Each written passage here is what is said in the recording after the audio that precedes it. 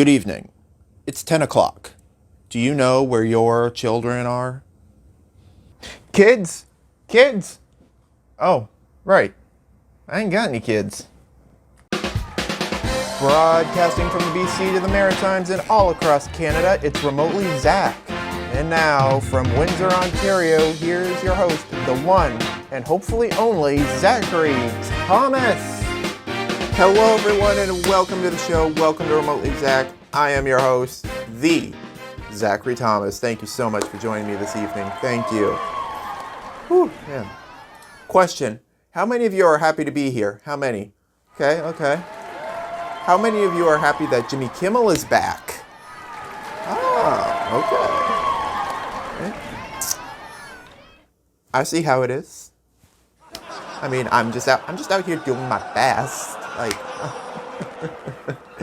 That's right. Kimmel returned after being suspended by ABC after the network and its parent company Disney acted after complaints from conservative viewers and the Federal Communications Commission, or as they are known as, the FCC, accused the late-night host of inaccurate reporting regarding the assassination of right-wing personality Charlie Kirk. Yeah, I mean, I'm sorry, but who are these left-wing snowflakes? I mean, I don't know. Are they out there? You?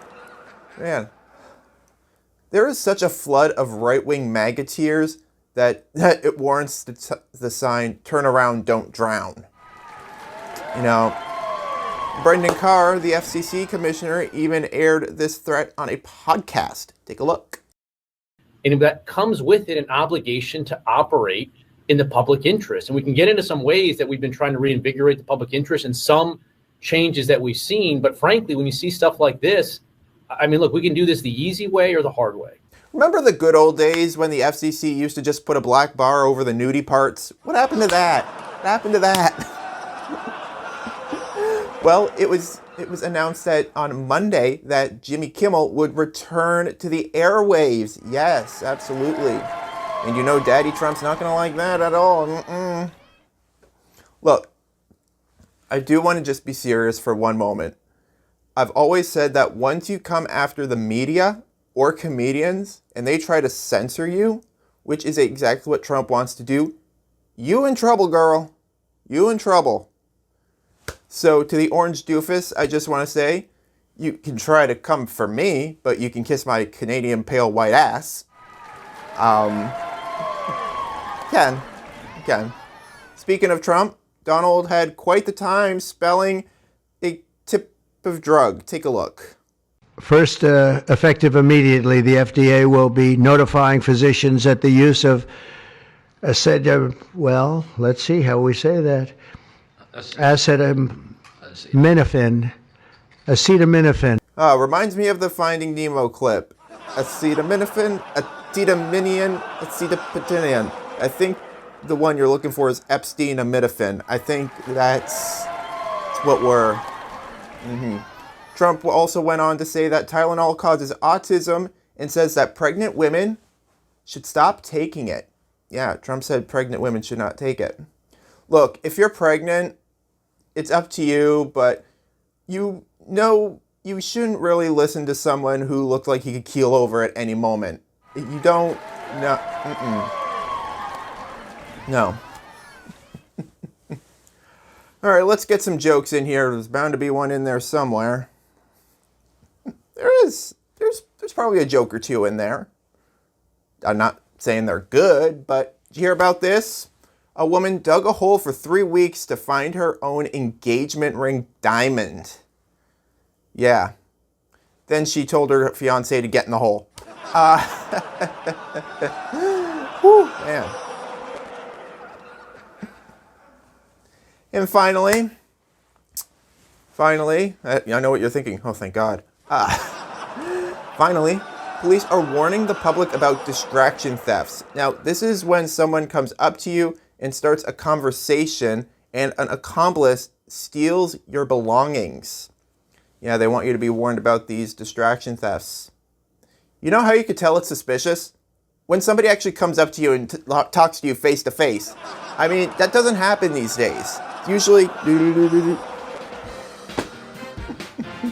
we got a great show for you tonight. She is an educator, author, and TV host. Veronique Mandel drops by, so stick around. That's coming up next.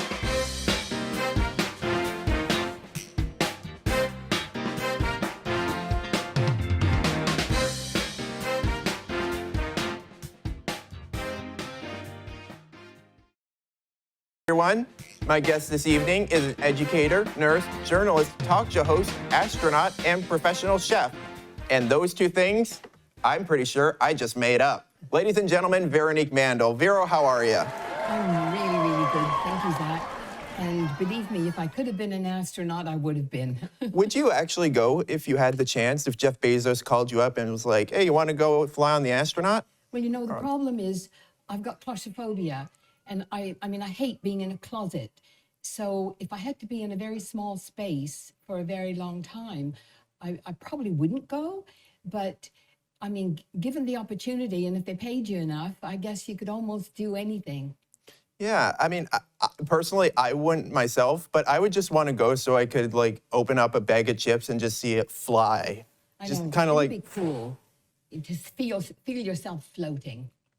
So you've been a journalist for decades, and who is somebody who influenced you in journalism growing up? I think the librarian in the little town where I grew up in Buckens, Newfoundland, I mean, the middle of nowhere, but we had this absolutely brilliant English librarian, and she really taught me to think and to question. And whenever I would bring my books back, I would go every Friday, get 4 new books, bring 4 back.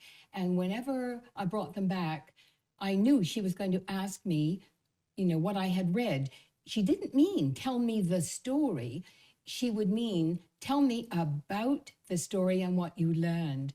And so it always sparked my imagination and my, you know, the whole creative process of thinking something through, and the whole aspect of storytelling, which then became really a mantra for my whole life.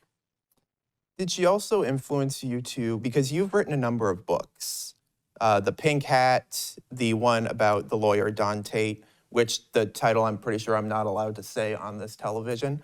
But did you, for that one with Don Tate, what was the most surprising thing you actually learned while writing that book about him? I think what I came to learn about Don Tate was that he was a really good human and a very kind human, because as I write in the book, I didn't like him very much when I was forced to go interview him. And when I interviewed him multiple times for the book, and I mean, I had to go to South Africa where he had washed up after he'd gone to jail and all the rest of it, I began to find a really spiritual and kind person. Maybe his spirituality astounded me more than anything. And learning about human nature and not prejudging, because in the end, you have to make up your mind about a person. And I never saw him as the lawyer. Once I got to know him, I began to see him as Don Tate, a very spiritual man and someone who actually helped me a lot. So did he help write the book with you? No. Oh, so he just 100% hands off. 100% hands off. Interesting. And because a lot of people, you know, had made comments, oh yeah, so this was Don Tate's book. And Don Tate made it clear, this is your book. I'm only going to tell you the truth. And you better write the truth, because I've done a lot of bad stuff in my life, and I don't want you to whitewash it. Do you think there'll be some point someday when somebody will write a book about you? Oh, Lord. if they've got nothing else important to do. I'm always wondering if someday somebody's going to write something about me, and it'll probably be my obituary. Anyway, so in addition to author, journalist, you're also an educator. You're the program coordinator of the Journalism, Film, and Social Media program. When students come through the door, how do you mentor them in a way? I think there are two things. You know, as an educator, you're not only responsible for making sure that they learn all of the skills that are going to get them a job, but I think it's also a huge responsibility that you help them as human beings, because no one comes through the door fully fixed, so to speak. They're still developing as young people. And I think anything we do that will help in that process means a very successful human at the end of it, not a successful journalist or filmmaker or social media expert, but a really successful human. The students who have passed through my life over these many years have taught me so much about understanding how important it is to help someone be a really good human, because in the end, it also helps your own development as a human, no matter how old you are. What is something a graduate has taught you that sticks with you to this very day? This is very Oprah-like right now. I think what I was taught more than anything is to really keep an open mind. And when someone comes to you and asks a question that doesn't sort of seem to make a whole lot of sense, to listen and to really pay attention to what they're asking you. And because the possibility that what you say is going to influence everything they do for the rest of their lives is huge.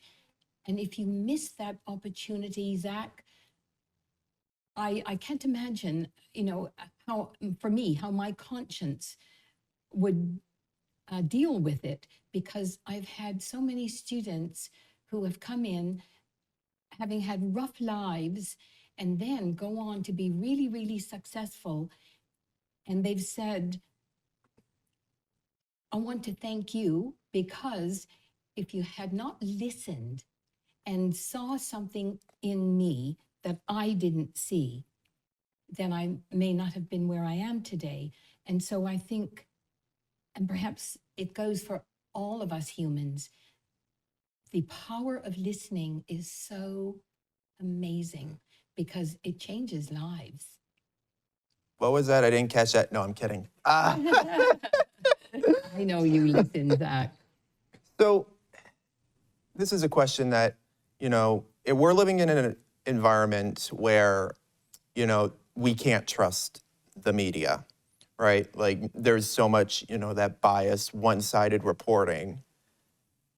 When students leave here, how do they not fall into that trap of one-sided reporting? Because I feel like it is a trap most times that most, you know, new journalists will fall in. So like, kind of like, what's the advice that you would give? Well, first of all, one of the things that you know that is a mantra, all the professors here at St. Clair's Mediaplex, the mantra is fair and balance and no bias. And our hope is always that what we've instilled in them in terms of ethical journalism will remain. But you're right, it's very difficult now when they leave to be able to point them to any kind of a media organization where there is no bias. And so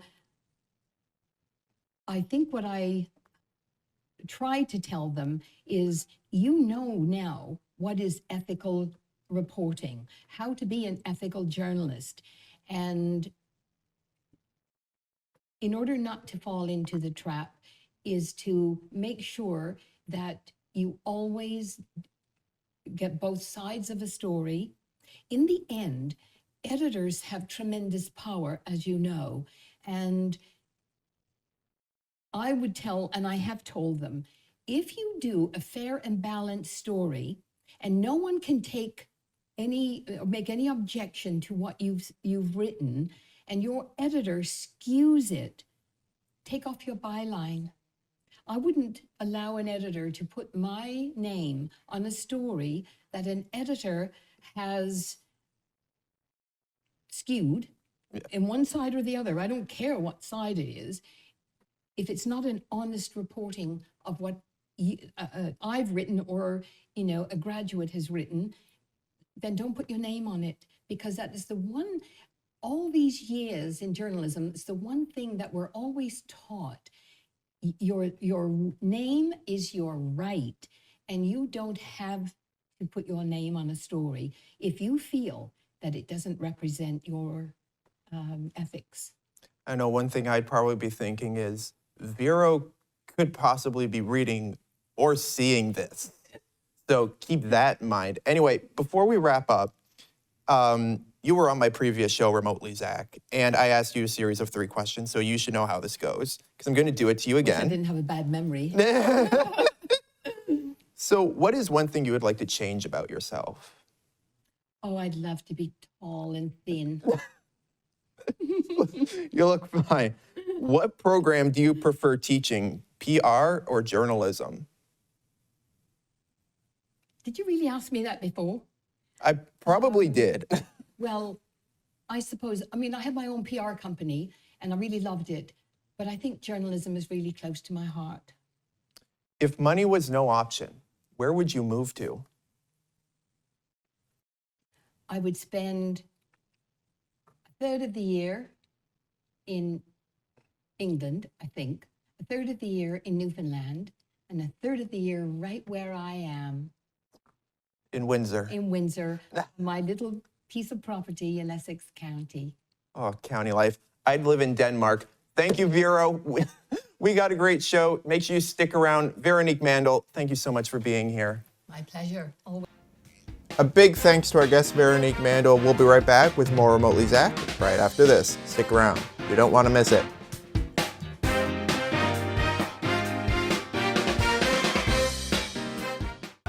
I'm just saying it. Windsor, Ontario recently held their annual open streets, and I know what you're thinking. Zach, why can't they have an open bar? See, that's what I've been thinking. Why can't we just have that? Get more people. That's this edition of Zach Says What We're All Thinking. Folks, it's that time you've been waiting for. Time for weird news. Voice just cracked there for a minute.